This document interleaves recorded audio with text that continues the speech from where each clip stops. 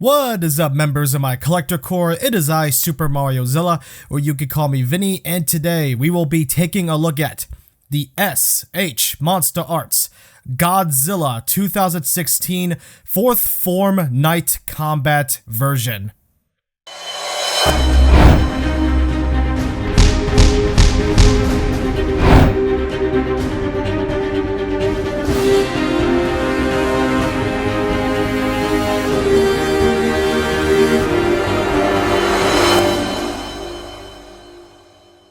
No matter your opinion on the movie or the design, we can all agree the original version of this figure was god-awful. First release, awful. Reissue release, also awful. No matter how you slice it. No ifs, no ands, and no buts.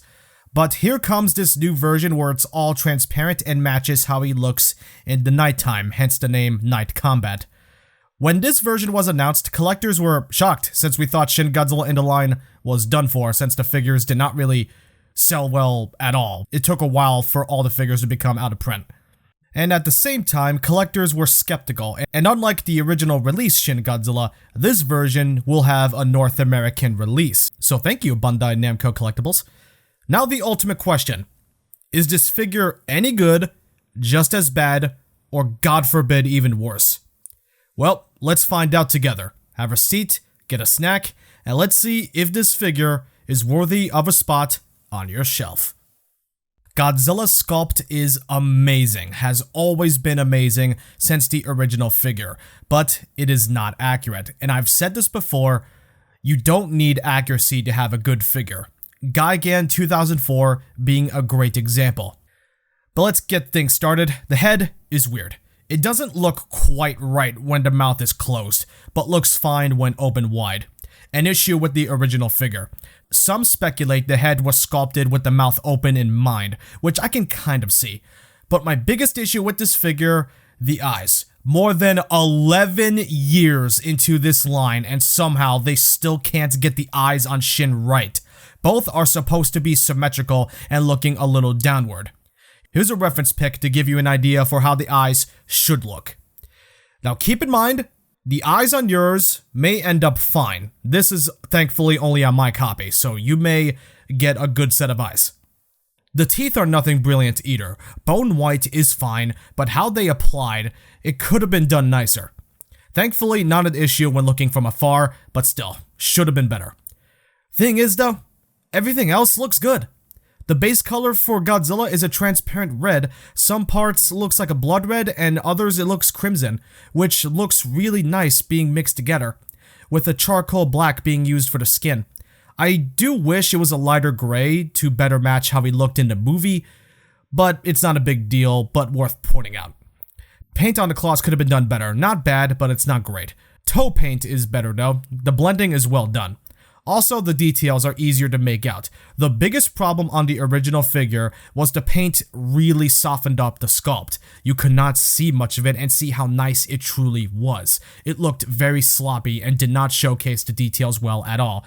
This figure has a fantastic sculpt and the details are much better showcased here, thanks to the transparency and better applied paint apps. The transparency is not as bad as collectors initially made it out to be. It really benefits the figure, and does a great job complementing areas like the chest, the tail, and the dorsal plates. My only complaint with the transparency is that a couple of parts, mainly the arms, are too transparent, even in less lighting conditions. But the majority of Godzilla's body parts works very, very well with the transparency. Overall, Godzilla's look is incredible and much better than the original version, making that version look like a bootleg. I'm not sorry. The only real problem is the face. Teeth could have been forgivable if the eyes on mine were done correctly. And again, keep in mind, yours may not be like mine. And if so, great, you have a good one. So Shin does look nice. Shin Godzilla's articulation, everybody can agree, is pretty good from the original or the other figures that have been released as Shin Godzilla. So, yeah, articulation is pretty good, so there's no denying that, although I do have some complaints about it, and you'll see what I mean later. So, head is on separate joints. The top part is on a ball joint here, the bottom jaw is on a ball joint here, so both can wiggle, and that's how you get Shin's mouth to open and close. Yeah, it's strange how they engineered it, but I guess there really was no better way.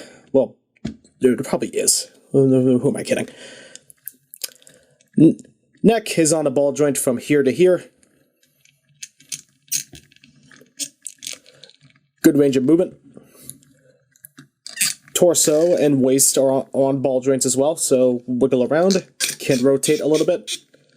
And as you can see, there's a giant gap here, but, you know, they have some sculpt here to not make it so, well, gappy. So that's fun. Arms are on ball joints right here.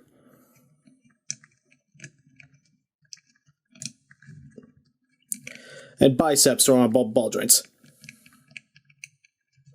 Elbows are also on, I think, ball joints as well, but I'm not sure. I tried not to mess around with them too much because they are really stiff, so seems like they can only bend. Yeah, don't be like some people who accidentally broke these.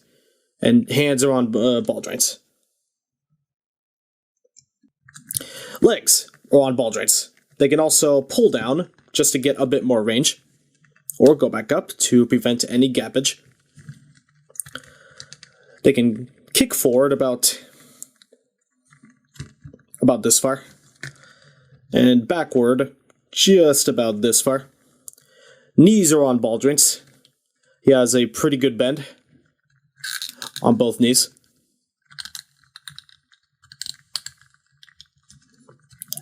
Ankles are on ball joints, so we get pretty awesome ankle rocker. The tail. How they did this, we have many series of ball joints as usual, but how they did it is that each segment has a ball joint. Piece of sculpt right here, with a ball joint on one side and a socket on the other. So Shin Godzilla's tail movement can go in all sorts of crazy poses. They're not going to be as crazy as other Godzillas because the tail is a little bit more, well, stiffer. A little bit more stiffer than I think anybody would have liked it to be, so. Darn it. So, yeah.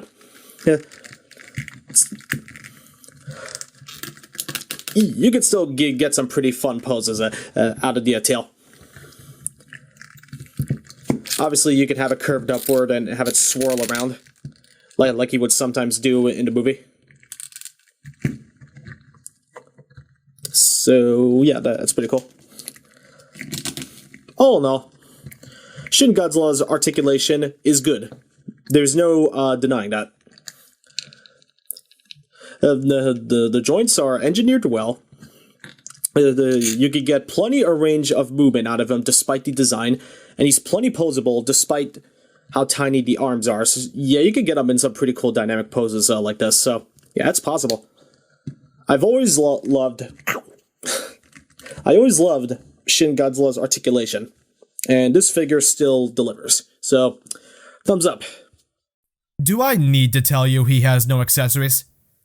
Here's a size comparison between other figures you may or may not own. Shin Godzilla is pretty much the tallest Godzilla in the line so far, so he'll tower over most of your other Godzilla figures.